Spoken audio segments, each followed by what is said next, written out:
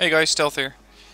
A couple days ago I was asking for some armored deck reviews or armored gameplay, and Renze112 answered the call.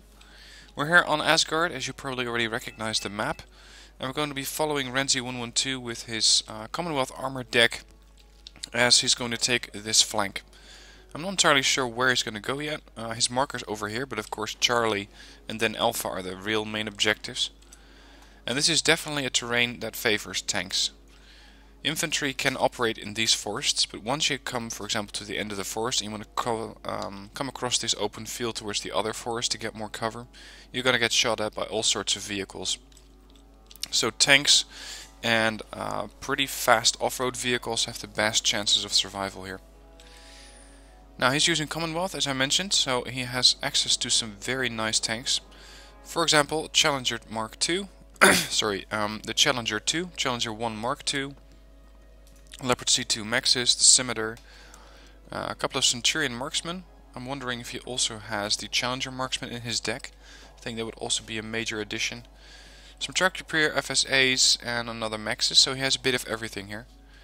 Then he has some reconnaissance helicopters. And really the only thing that I'm missing here is his CV, but it's probably in here somewhere. Yep, there it is, the Rover CP. And he is over here with a guy called Hells and Rimmerschmidt, who is using a Blue Dragon's deck.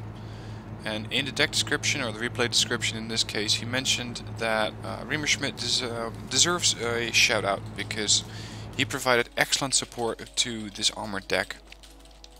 Some things that you might not be able to get, for example, high-end anti-air, better artillery. I mean, you only get mortars, but higher-end artillery will definitely help you. And based on the description, Rimmerschmidt is going to be that support. So with it being Asgard, we got the pretty standard Mi-24 assault, although they stop at an unexpected location. I had expected them to come flying all the way in here, but for some reason they just stopped there. Now this, offloading Mi-8s and Mi-24Ds would be an ideal bombing location. I did it a couple of games ago as I did the replay on it, and it worked extremely well.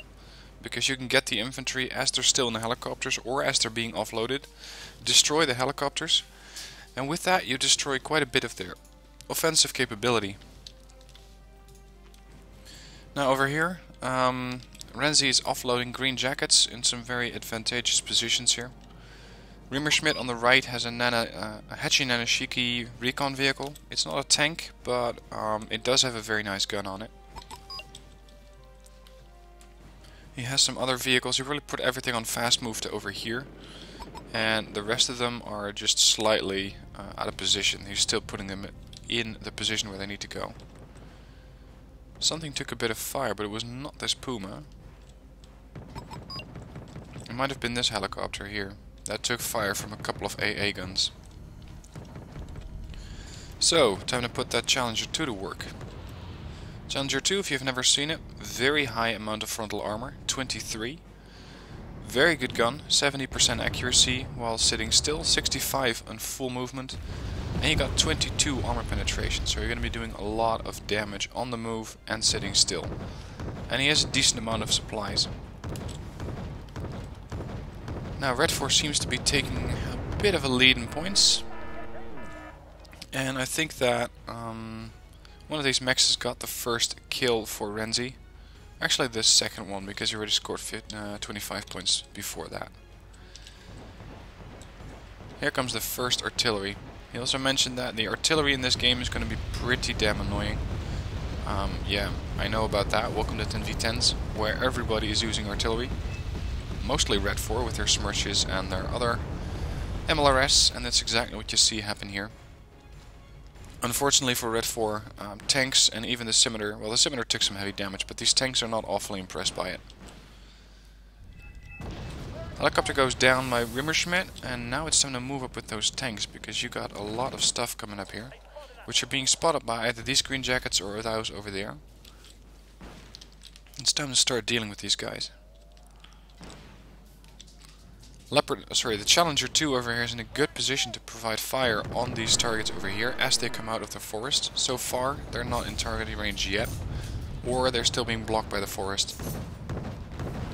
You can see that the mexes, even as they are slightly panicked, they can still provide pretty accurate fire. 46%, 41 and 43. So with these tanks, you got a nice mid-level tank. 14 frontal armor, nice amount of armor penetration of 17, good accuracy, and good off-road speed. The only thing that I need is targets, and unfortunately one of the spotters over here, the green jackets, died, probably due to fire from the Afghanskis. Now these Afghanskis, by the way, do not pose any kind of a threat here, because they have a ground range of only 1500. And if they were to fire at that tank, it would get some malfunctions. It might lose optics, it might lose a track, but otherwise it's not going to be doing a whole lot. And you can see that against these green jackets they are doing a lot. So it's time that these guys get killed off before the green jackets die.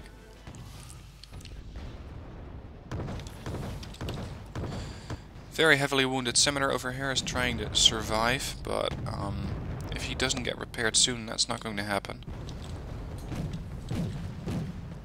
And over here on the left we get a couple of mortars from Riemerschmidt firing. He has a couple of infantry units over here and some Leopard AS1+. These guys are not as heavily armored as the mexes, but their gun is almost as good. 16 armor penetration, 65 accuracy. So nice weapons. More artillery on this position. I do feel that the Challenger has a nice position over here to cover this field, but as some infantry is going to come down over here, if they do, then that is not good news for the Challenger.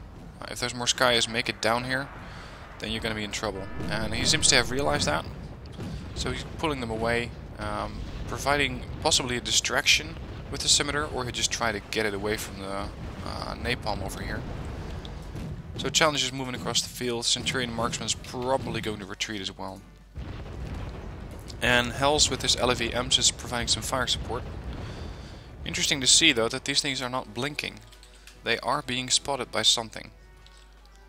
And now they're not. So possibly there was some infantry spotting them, I think from over here. Because from over there you cannot go through the forest without seeing the Challenger 2 first.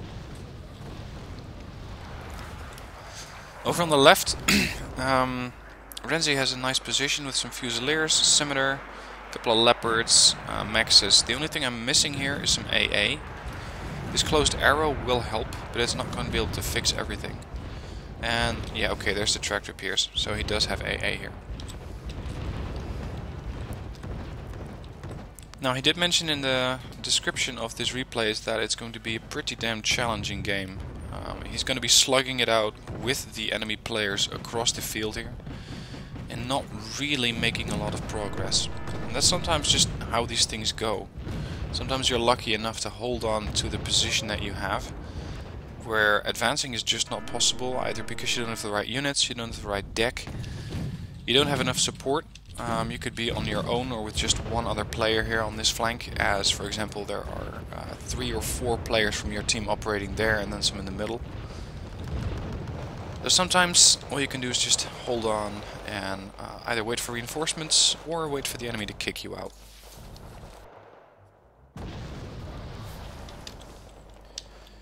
Now Yak-38 is coming in. Hopefully they can stun that before it's going to do any serious damage. There you go, it's stunned and taken down by a combination of 2 Centurion Marksmen. But now it's really time to get out of here, as I doubt that these red eyes will kill off that last Morskaya. Oh, they got away with it. Interesting. A couple of medium tanks from the Russians, 64 BMs, 90 pointers. Not that impressive tanks, but they are pretty damn dangerous with their main gun. Good accuracy and decent armor penetration. So they do pose a threat to the marksman and the to the Mexes and the Challenger. He's falling back slightly. Challenger over here is definitely out of position.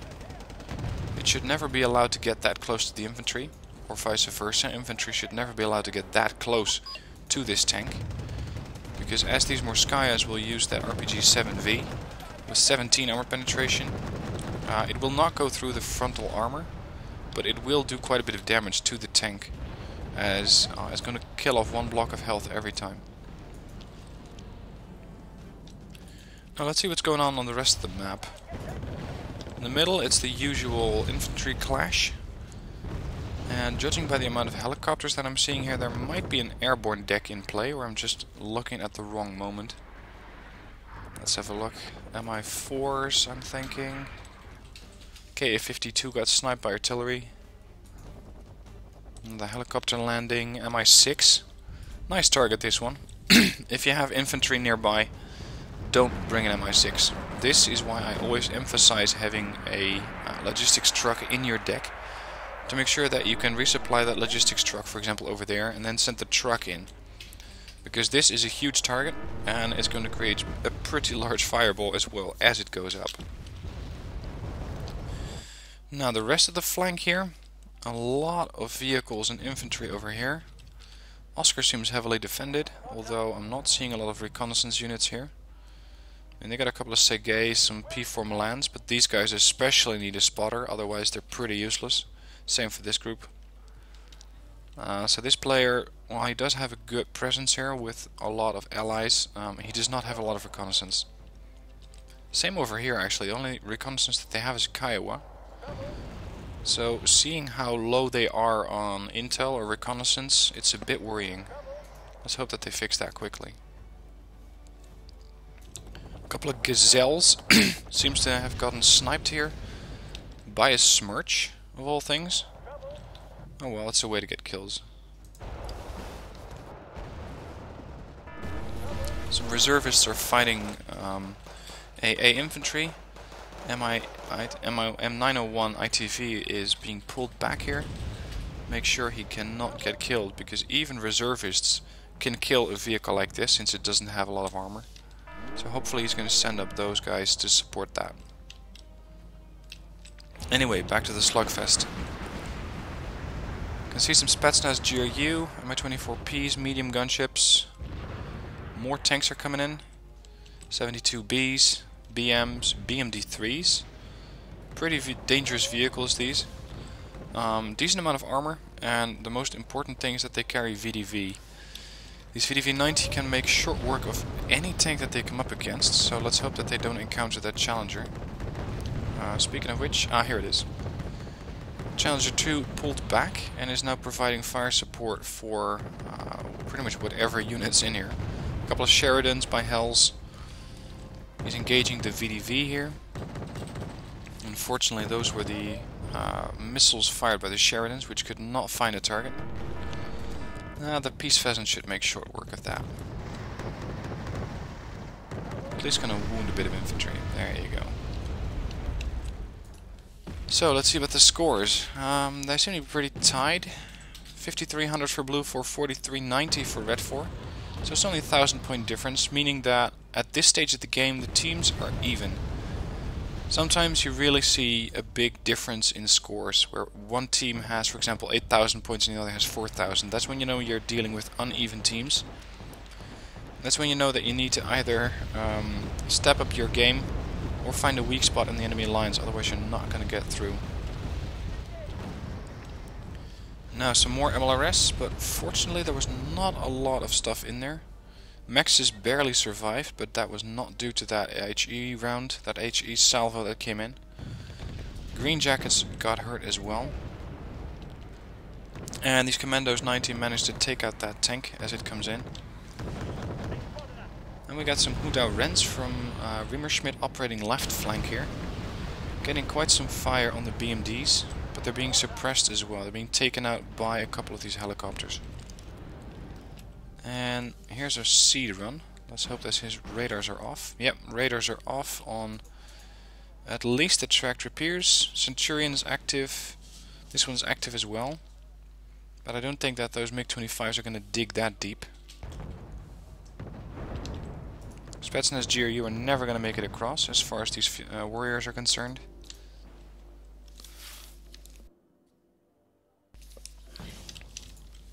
And gotta say, Schmidt over here on the left flank is doing an excellent job. Pretty much picking off targets as they're being brought in. And they're at least spotting anything that comes in. So this would be an ideal moment for Renze to start pushing up here. Because this is something that Schmidt is not going to be able to hold out for very long. This is the moment when you want to put a couple of tanks here. You want to provide that fire support so that anything that comes in is going to get wiped out right away. Centurion Marksman in this tree line and your Mi-24D problem has been solved. Unfortunately, either he was too busy operating on this flank, or he just didn't spot the opportunity. You can see that the infantry over here that Schmidt had carefully positioned around here, and he's very cleverly making use of this road to position his infantry far ahead before they have to start walking. But the infantry that Schmidt brought up is being wiped out here. Now there's not really that much positions for a CV in this sector to be. You have this tree line. You have this very, very small position over here if you want to be pretty ballsy. You got a little bit of a position there, and then this huge forest. This one is not likely to contain a CV, as it's going to be the first fort that's going to get hit by infantry as they approach. So a CV is going to be in here, but it's going to be hard to find it. If you would really want to get it, and you have decent chances that it's a vehicle and not infantry, you could fire 2 Marses at these positions, one there, and you have a decent chance of hitting a CV. In this situation though, you would not get away with it, as the infantry CV is back here and is not going to get affected by cluster munitions. So with that, it's going to be hard for them to find and kill those guys, because they also have a decent amount of stealth rating. Now some Fusiliers are getting picked off. A lot of fire support they're getting. T-72Bs providing fire on the Fusiliers. Scragets, Concours M coming in. Not sure why you'd want to have one of those in here, because the distance is too close. This is a unit that you use for ambushing and not for attacking, or at least that's not the way I use it. And there you go, it immediately got wiped out by this Challenger 1 Mark II. Challenger 2 is engaging whatever tank he can find and wiping it out pretty much in one go. A couple of Peace Pheasants fly by and kill off some tanks here. Lose one, unfortunately. So it's really time for these Centurion Marksmen to pull up and engage this helicopter force, because they're doing all sorts of damage to this Challenger 1 Mark II. Direct repair FSAs are pulling up.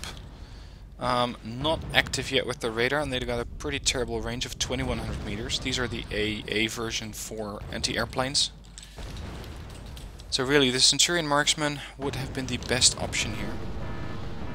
And let's see, a couple of Renzes are coming in, Abrams.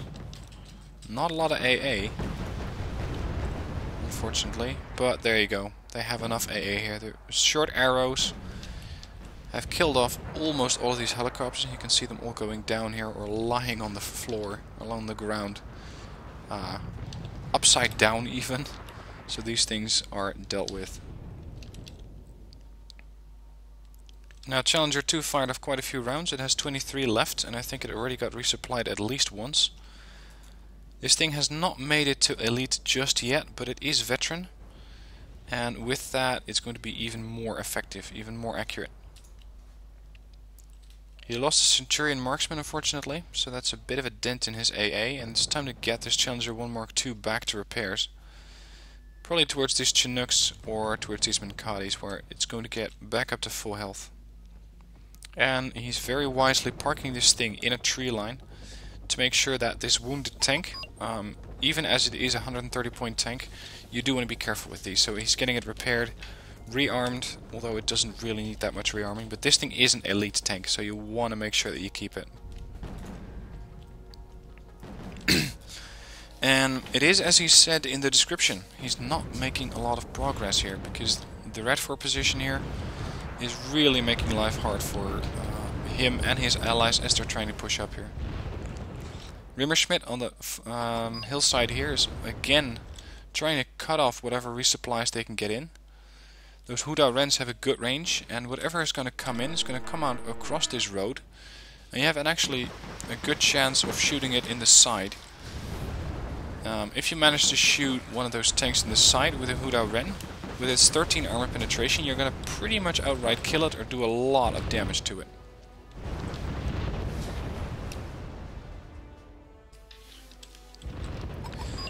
Since this is going to be a pretty long replay, 55 minutes, I'm going to speed it up a little to make sure that we can see how this front's going to develop. You can see that Rimmerschmidt on the left is pushing them with seals, and they managed to make it into this forest. But these Huda Rens are going down in high numbers, unfortunately. A couple of, I think, BMD or Afghanskis. That's bad news for the infantry.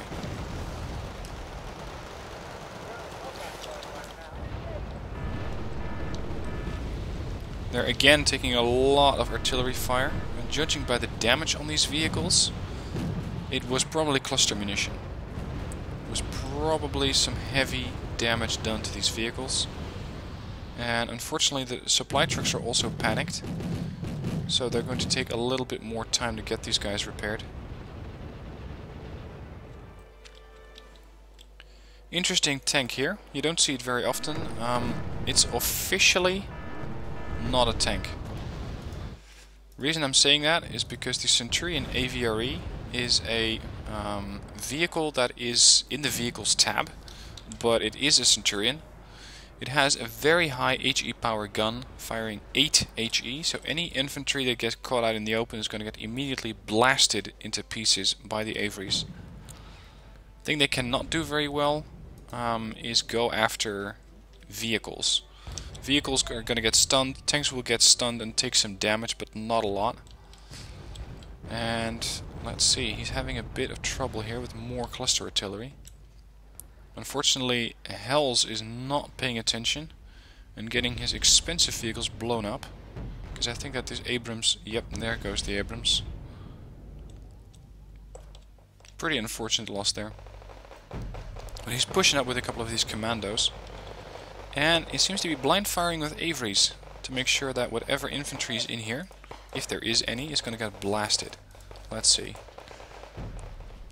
Yeah, there's no one here at the moment, but it's a safe bet that there would be infantry in there. I would also fire at this tree line, because this is a position where you can expect ATGMs or vehicles which can provide fire support there. Now, as we have neutral view, whatever is in here could be taken out by the commandosis, or by the commandos. Especially since he's providing mortar support. There is a problem though, in the sense that there's a pretty large push coming along this line. A lot of BMPTs are coming in, probably to clear out that forest.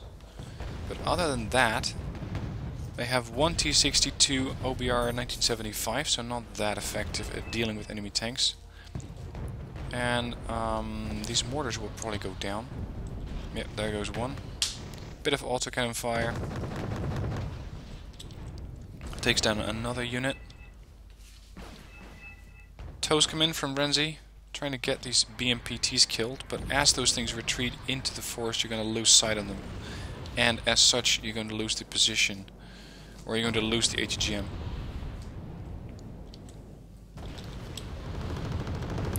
A couple of Su-27s are coming in.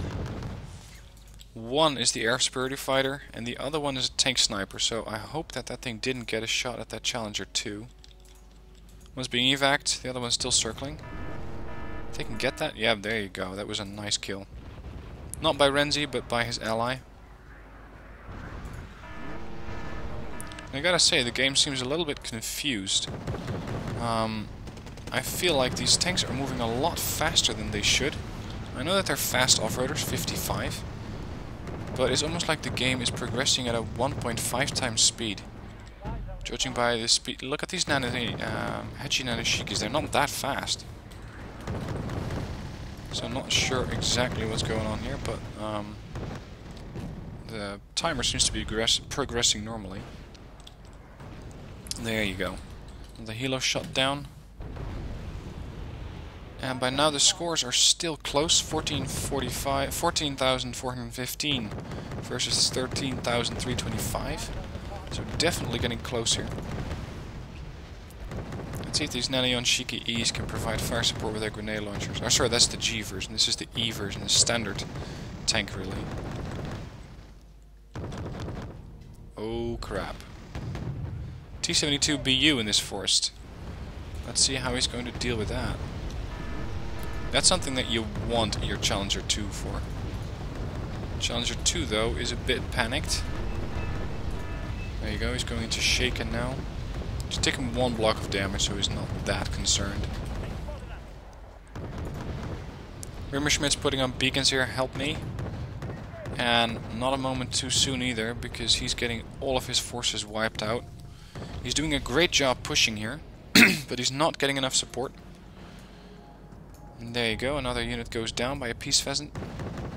They need reconnaissance here. They need to spot that T-72BU before it gets another chance to start sniping vehicles. And this is probably it. Oh, it's a 64 PM. So that tank's still in there.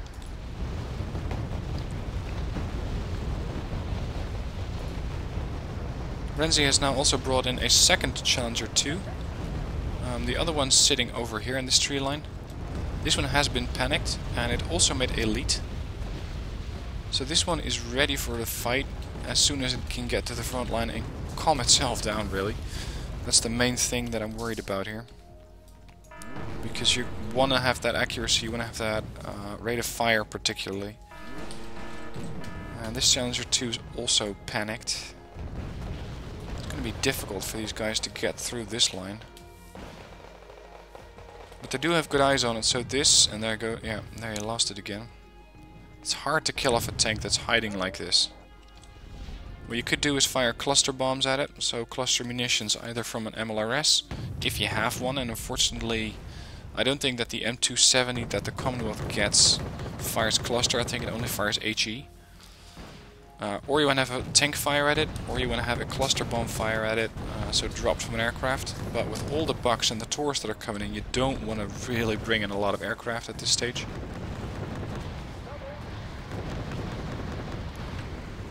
This, by the way, is an excellent show of how sturdy these Challenger 2s, or Challenger 1 Mark 2s are. They took at least 1 hit to the front of the tank, then another one from an HGM, and they're still alive and still reversing. That's what you get when you put 19 frontal armor on a tank. Challenger 2 here is being singled out. Unfortunately, it lost optics. If you see optical failure, this tank will not fire for the duration of that timer. It just cannot see anything. So even as its partner Challenger here can spot targets, you're not going to be effective. Look at all this. This would be a major target for an MLRS run. If you fire a Mars here and then another one there, you're going to be killing off all of these helicopters, and possibly with an HE MLRS here you're also going to have the same effect, as these helicopters are hovering low.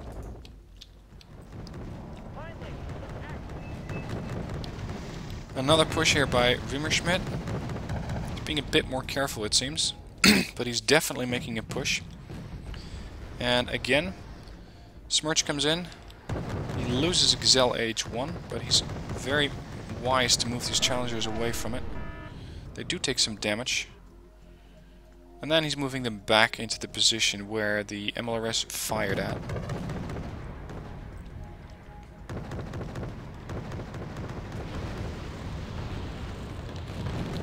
In the meanwhile, they completely lost this flank. They don't have any more vehicles or air reconnaissance in here, so they don't exactly know what's going on. They do have a Hatchin and a Sheik here from Rimmerschmidt. But if Redford really wanted to, you could... Well, I was going to say you could fly in here. But with all the chaparrals nearby, it's going to be difficult. But if you can do a tank push through, for example, this line and then jump across, you're going to have a lot of trouble in this area.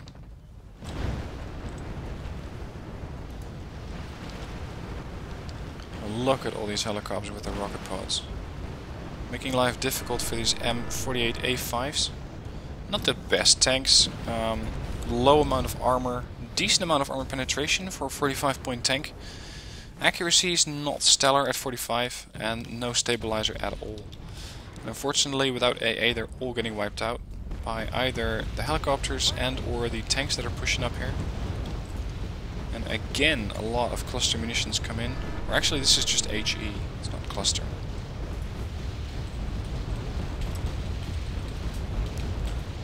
Gazelle moving up to do some spotting. That is something that is going to be difficult to do in this position. You want to get a spotter in, whether it's infantry that for example could be observing from this mountaintop. Gazelle AH1 is an option because it has exceptional optics, but it's not very sturdy. And most wheeled or at least ground reconnaissance vehicles like the Coyote are going to get wiped out all the time due to that MLRS, all that cluster munition that's coming down on top of them. Let's have a look at the rest of the flank. This position is just very, very secure.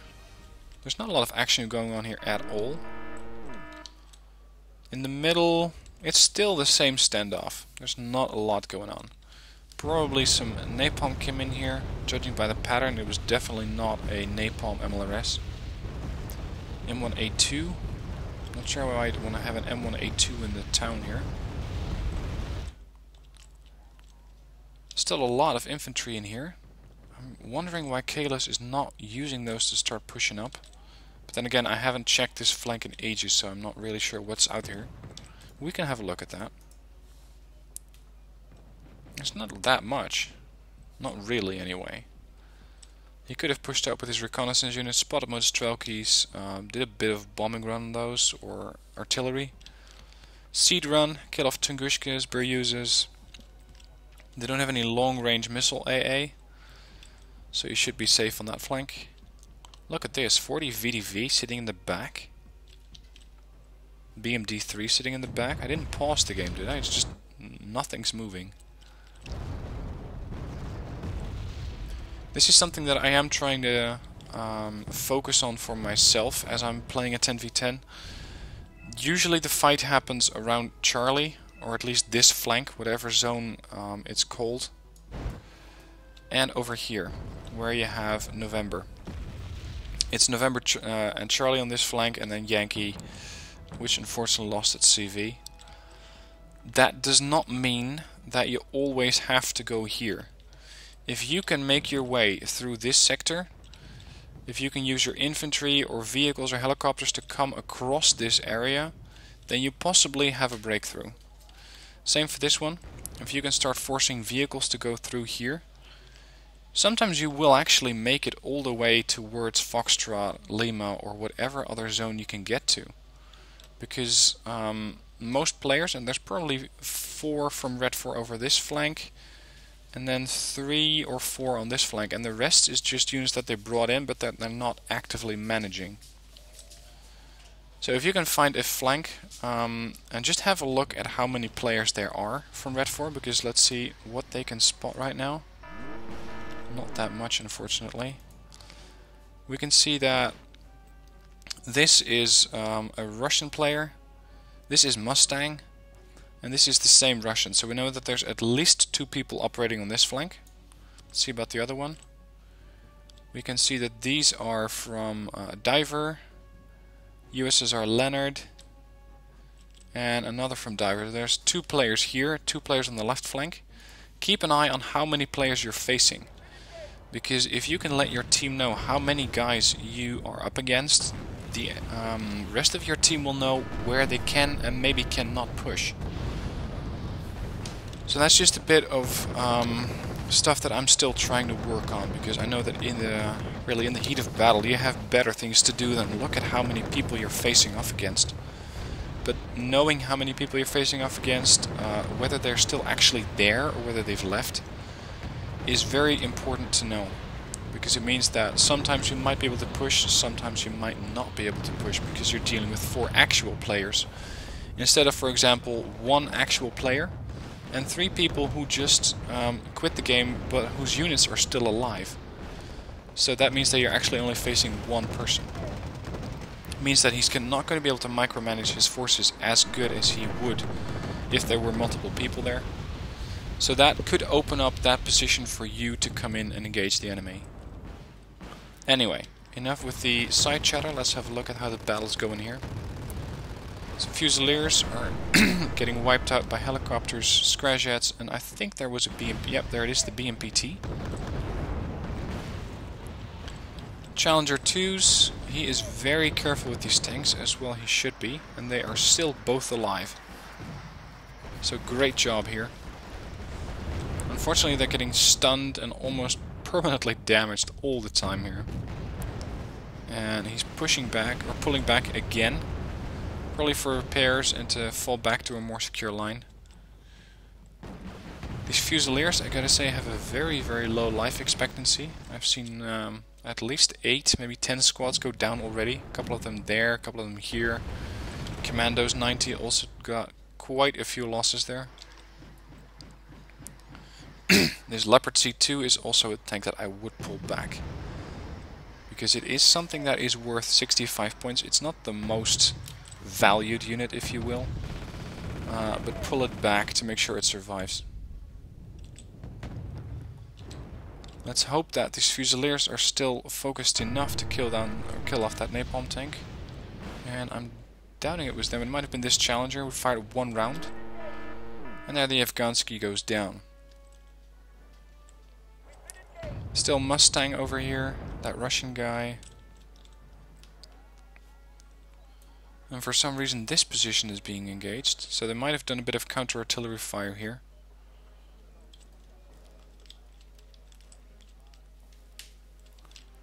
Seems to have died down a little bit. Let's have a look. It's possible that at this point both players, so the blue 4 players on this flank and the red 4 players across the field, have taken the time to resupply their units, repair everything, make sure they're no longer panicked. Or they might have started to run out of units. As you can see, Renze is not bringing in that many units over here. I think he does have the points for it, since they do have a large amount of command points, or at least command zones, which are bringing them income. So he should be able to get a lot of stuff. I wonder how many points he has sitting still here. Challenger 1 Mark III. Time to kill off that T-72B, if he can still get eyes on it. And I think that the reconnaissance healer that we saw earlier already died. That Gazelle. But he does have a scimitar over here, which is spotting, along with a coyote. If you see something like this, you can either ask your ally to take his coyote, for example, across the field to go there to do some spotting, or you can take your own vehicle a little bit more forward and try to get a spot off. Because this is one big target for artillery, even as they might not know it. If they accidentally fire the artillery hoping to get something, they will get all of your reconnaissance here. So be careful with that as you see 2 reconnaissance vehicles close. He's losing a lot of forces here. MRAs, fire support squads. I'm not sure what he was trying to do here. Maybe push into this forest. But what Blue 4 has managed to accomplish is push back into this forest. This is Rimmerschmidt and Hells, and they have retaken this position. Rimmerschmidt has left the game. That is bad news. I'm wondering who got his units. Possibly Hells. I'm not entirely sure about that. Rimmerschmidt did get a ton of points, by the way. 4,400 points. And Renze is very close behind with 4,300 points. We got another tank push coming in. T-62s. Really? BMPTs. And I am half and half expecting that T-72BU to make it across here. Or to at least show up. Challenger 1 Mark III got wiped out. Challenger 1 Mark II is falling back as fast as he can. And this Challenger 2 has taken a ton of damage.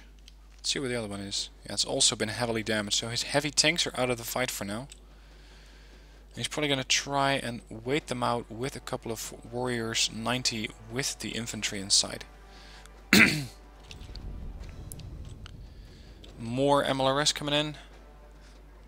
The amount of cluster munition firing up to this position is insane. I mean, you can see all the bomblets that have been dropped here, here on this forest. This position has been heavily artied.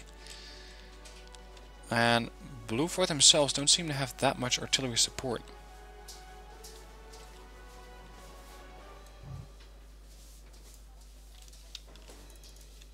Let's see. What is Red 4 doing in the meanwhile? Judging by the amount of units, Red 4 has a much better, more solid position here. And this is why it's so difficult for Blue 4 to push in. Let's see how many players there are actually operating on this flank. We got Mustang. That's the Russian guy, for lack of me being able to pronounce that or read it at all. What's this? Diver. It seems to be just 2 players on that flank.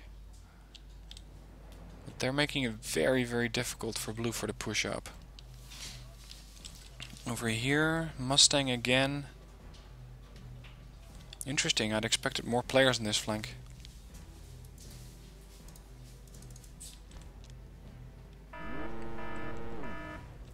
I gotta say that this is a playstyle that seems to be very, very solid for the Commonwealth, or at least for Britain. Because the tanks that the British have are, they're decent at attacking, but I feel that they're better at defending. The reason I'm saying that is because they got a ton of armor.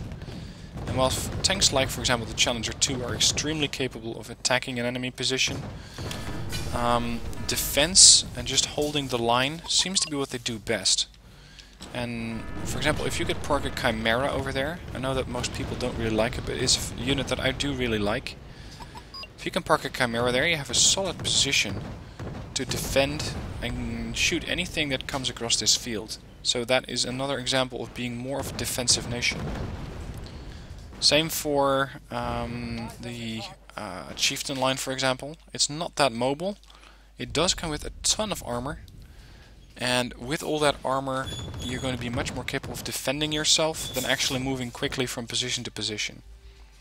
So if you compare that to the French, and yeah, I know about all the jokes about the French being fast to retreat, but they're also hit and runs. Their units are much less heavily armored, but they do favor quick hit and runs to get in, deliver a ton of damage and get out. And that's why you won't find, for example, stabilizers, because they're ambushers. They're meant to have the enemy come to them and then retreat or fall back to a much more defensible position.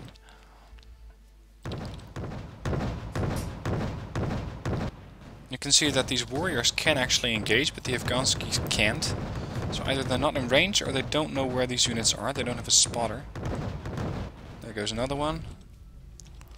And judging by the score, I think it's going to end into a draw. 32,000 versus 34,000. It's going to get close in here.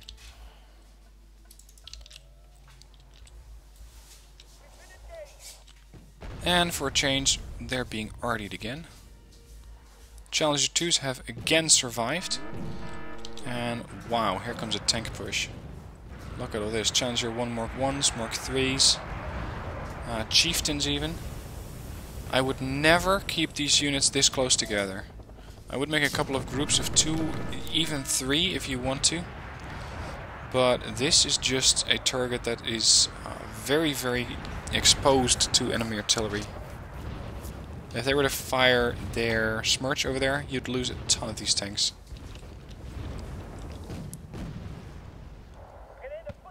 And now Red 4 is leading by 3,000 points. It's going to get very dangerous here. BMPTs from Mustang pushing up, providing or getting a lot of AA support or helicopter support from these KA-29s, and of course the Mi-24Ds that they have over here. And I think that my game is actually starting to lag a little bit from the sheer volume of units that are on the map by now. Something that rarely happens, but sometimes you just get this. Look at that, Challenger 2 destroyed. Fortunately I missed that. But over here, this is where that Challenger 2 might have been destroyed. So by now he got some units from another flank, because I'm not sure he brought them in on his own. And he just lost a Challenger. Let's see if there's Challenger 2 over here still alive. Probably not. Yeah, I think the other Challenger got taken out. I do like seeing tank pushes like this, but please bring more AA. I'm not sure if it was Vulcan or Boltsauce who mentioned it, but I think it's a very good measure. If you have some high-end tanks like Challenger 1 Mark 3s or Challenger 2s, make sure you have almost a 2-on-1 ratio. So have 2 Challenger 1 Mark 3s and then 1 AA unit, because the more tanks you have, the more likely you are to get airstriked or to start taking fire from helicopters. That's exactly what happened here. He lost quite a few units due to these helicopters, which he could have prevented if he had more AA. Su-25T, interesting, because you don't see those out in the wild very often. Look at that, 3 tracked repairs fired, all of them missed. Some other units did not miss, and that thing went down. T-80Us, some more expensive tanks here. 64 BMs. As you can see, he's really struggling to hold this position now, because as these tanks get too close, they will take a lot of fire, but the AP value, because of the close distance, will be so close or so high that these tanks are almost going to get one shot. So if you have a tank that has a high amount of frontal armor and a high armor penetration gun, like the Challenger 1 Mark III, fall it back. Make sure it takes up, for example, this position, where it is not that easy to destroy.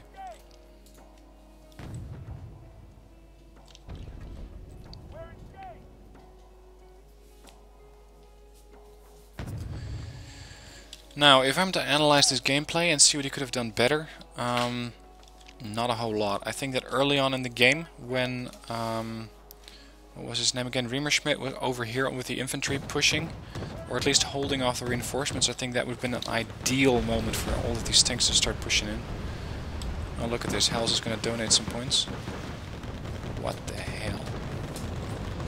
If he'd have pushed in when that infantry was on that hill, he could have taken this position, possibly even this line, and if he'd gotten in here, he might have been able to bring in a CV, not immediately capturing this zone, but neutralizing it, so that Red 4 can no longer bring in supplies.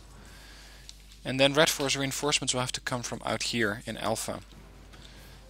Again, it is a bit of a far-fetched situation, but I think that that one moment where the infantry was out there and suppressing everything that came in would have been the best time for Renze over here to push up. Apaches are not meant to fly right into the enemy lines. What the hell, guys? I'm interested in seeing Hell's ratios, because he scored 1600 points. The amount of units that he lost is getting pretty insane.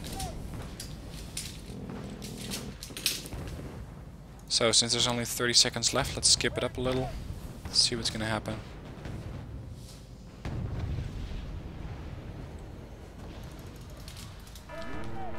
You can see that the game just does not want to go any faster, even if I'm running it at a ×8 speed. Oh well. Let's have a look. Hells lost 3,000 units, or 3,000 points, gained 1,600. But we're here to look at Renze, and he got a nice ratio here. He didn't capture that many zones. He didn't really need to. He had to focus his attention elsewhere. Riemerschmidt unfortunately lost almost as many forces as he got killed. The problem that he had here was that it was difficult for him to advance, because he didn't really have any heavy armor. He did have a couple of Nanoyon Shiki Es, but those are not going to be the best tanks. All in all, I think it was a decent game to watch. I hope you got some armored gameplay out of it. I did. I got a decent amount of gameplay out of this, or at least some interesting positions for the challengers. But let me know what you think of the gameplay, and if you have a gameplay that's better, that's more suited for the channel, please send it in. I'm always looking for great gameplay. So look at the description down below, send me your replay through the link in that, and I'll have a look and see if it's worthy for the channel. For now, thanks for watching, and I'll see you next time.